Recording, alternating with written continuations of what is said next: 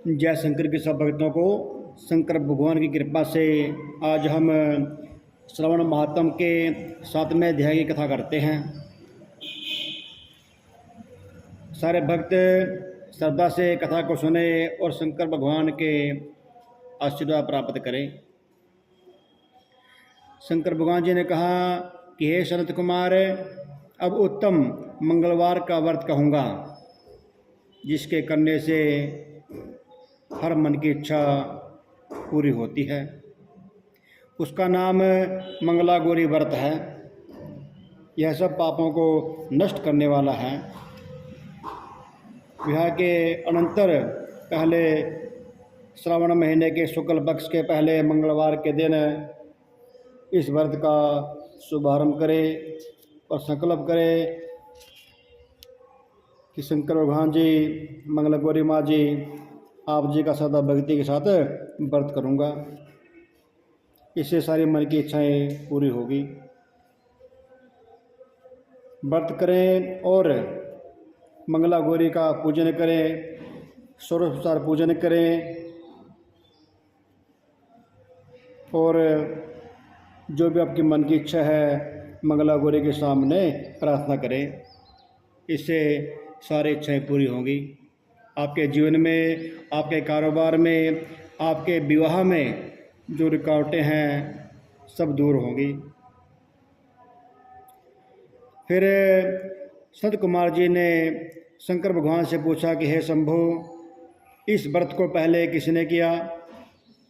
इस व्रत को करने का क्या फल प्राप्त हुआ? शंकर भगवान ने कहा, हे विपर, पूर्व काल में कुरु देश में सुतकृति नाम वाला शस्त्र ज्ञाता कीर्तिमान तथा शत्रु रहित एक राजा था। वह 64 कलाओं को जानने वाला था, धनुर्विद्या विशारद था।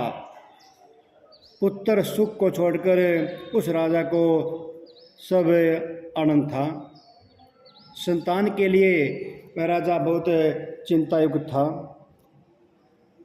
जब तथा ध्यानयुक्त हो देवी की आराधना की और गौरी शंकर का पूजन किया।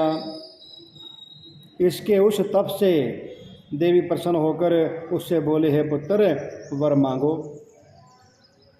सुतकृति ने कहा कि हे देवी, आप यदि राजी हो तो मुझे शोभन सुंदर गुणवान पुत्र दो। हे देवी, आपके कृपा रूप प्रसाद से किसी अन्य चीज़ की कोई कमी नहीं है। राजा की ऐसी बाणी सुनकर देवी ने हंसते हुए कहा कि हे राजन, तुम्हारी मन की इच्छा पूरी होगी। लेकिन वह पुत्र 16 वर्ष तक ही जीवित रहेगा, उसके बाद मृत्यु को प्राप्त होगा। राजा कहने लगा कि हे देवी, ऐसी कृपा करो कि वो दीर्घायु हो।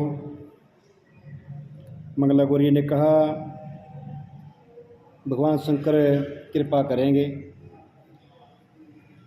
तो माँ भगवती ने, शक्ति ने उस राजा को एक आम का फल दिया।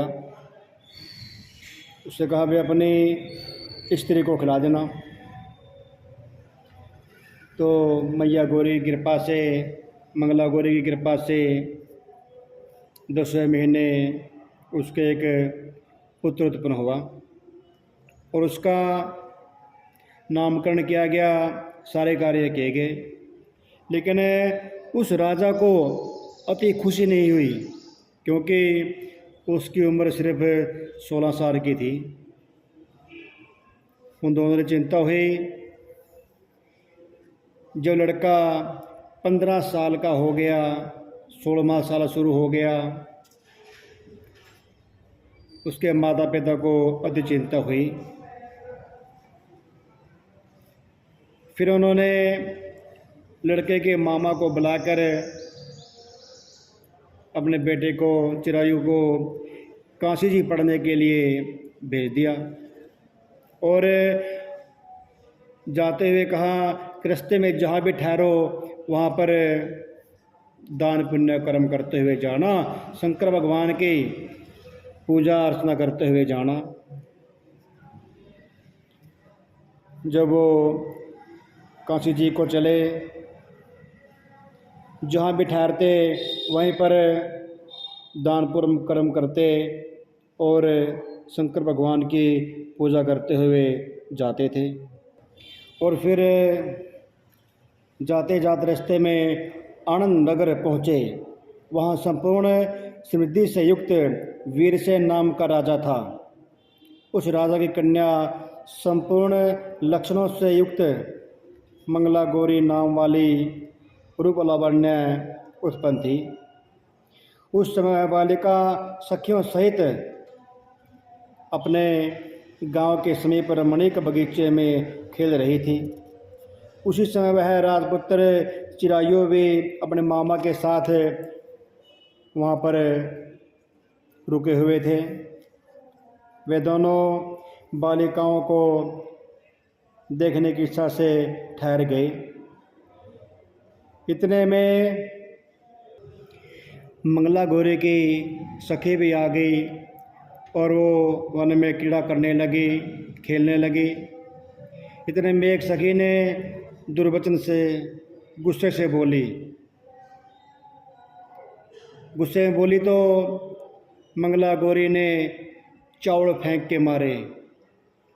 उनमें से थोड़े चावल उस लड़के के माथे में भी लगे और मंगला गौरी कहने लगे कि इन चावलों में इतनी शक्ति है जिसके भी मस्तक पर गिरेंगे और उसकी आयु थोड़ी भी होगी तो वो दीर्घायु हो जाएगा, चिरायु हो जाएगा। तदनंतर सब बालिका अब अपने घर को चली गई। उस रोज़ राजकन्या का विवाह दिन था और बलिदेह से दृढ़ धर्मा राजा के पुत्र सुकेतु नाम वाले को देना निश्चित कर दिया था। वह सुकेतु मूर्ख और कुरूप था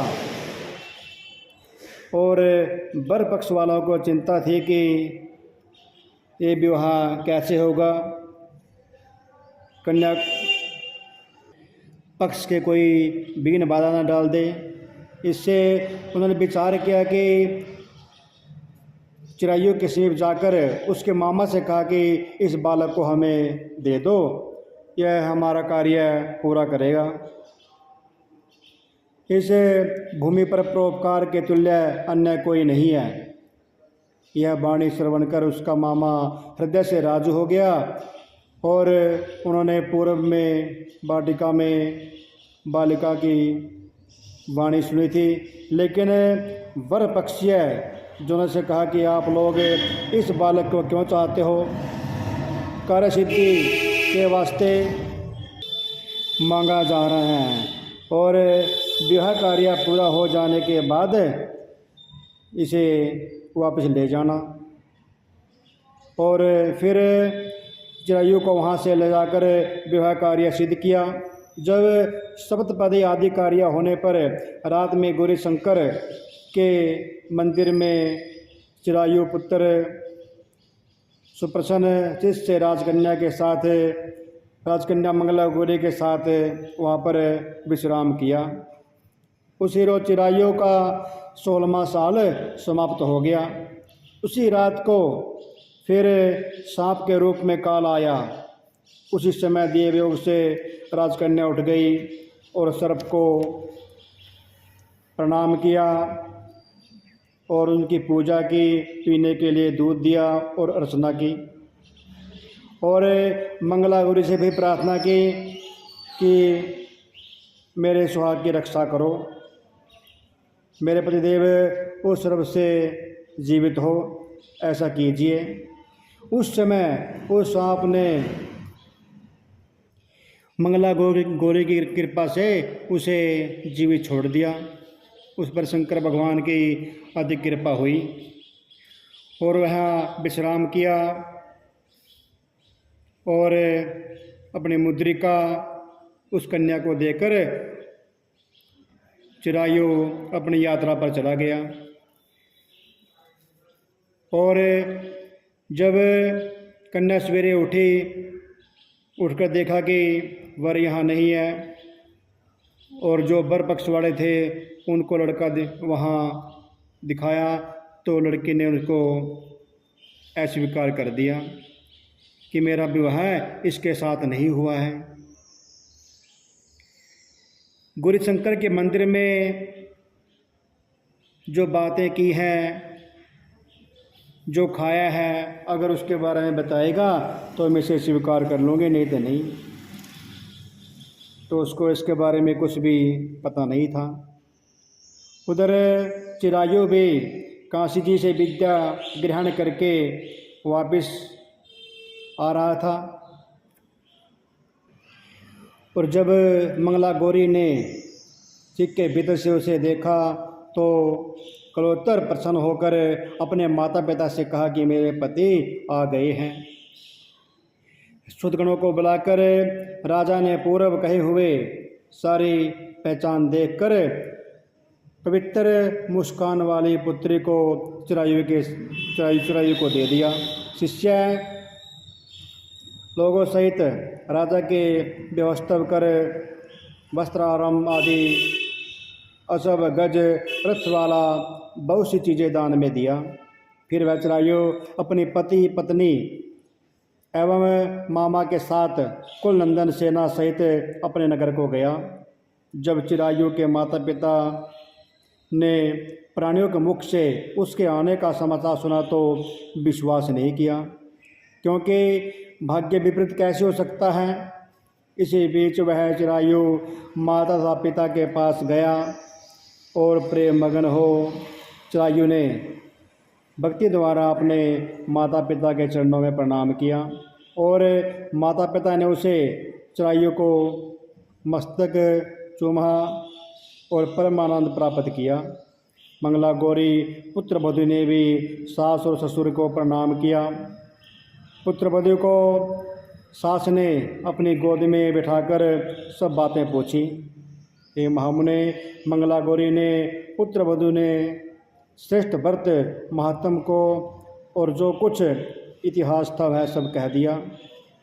शिव संत कुमार से कहते हैं कि हे संत कुमार, इस मंगला गौरी व्रत को आपसे कहा, इसे जो सुनेगा या करेगा उसके सभी मनोरथ सिद्ध होंगे, इसमें संशय नहीं है।